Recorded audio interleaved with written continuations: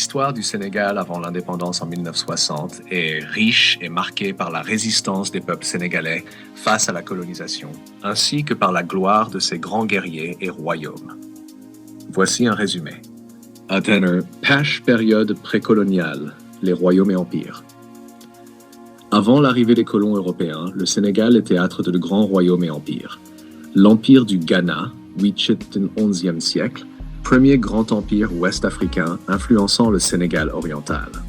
L'empire du Mali, XIIIe siècle, dominé par des figures comme Soundiata Keïta, il a marqué la région avec l'islam et un système administratif fort.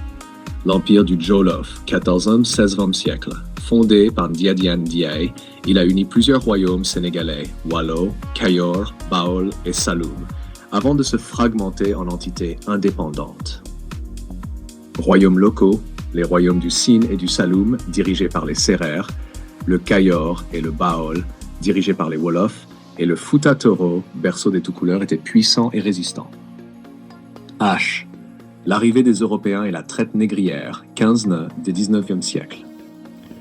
Les Portugais furent les premiers Européens arrivés au 15e siècle, suivis par les Français, les Anglais et les Hollandais. L'île de Gorée devient un centre majeur de la traite négrière, où des millions d'Africains furent déportés vers les Amériques. Malgré cette domination étrangère, les royaumes sénégalais continuèrent à résister à l'influence européenne. Colonisation française et résistance héroïque. Au XIXe siècle, les Français cherchent à établir leur domination complète sur le Sénégal. Résistance d'Almami Abdoulaye du Fouta Toro contre l'islamisation forcée et la domination coloniale. La Dior Ngoné Latyr, 1842-86. Damel du Cayor, il est une figure emblématique de la résistance contre les Français. Refusant de céder ses terres au projet ferroviaire français, il mena plusieurs batailles avant de tomber au combat en 1886. El Hadj Oumar Tall. Chef religieux et guerrier, il combattit les colons dans une vaste campagne à travers l'Afrique de l'Ouest. Aline Sitoé Diatta, une héroïne résistante du Sud, Casamance, elle lutta pour l'émancipation des peuples locaux en prônant un retour aux pratiques culturelles et économiques traditionnelles. Pashta vers l'indépendance, 20e siècle. Au début du 20e siècle, la colonisation s'intensifie, mais des mouvements nationalistes émergent.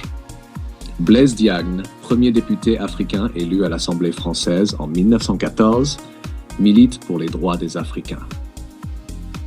Après la Seconde Guerre mondiale, les revendications d'autonomie s'amplifient. Les leaders comme Léopold Sédar Senghor et Mamadou Dia jouent un rôle clé dans la lutte politique pour l'indépendance. Le Sénégal devient indépendant le 4 avril 1960, avec Senghor comme premier président.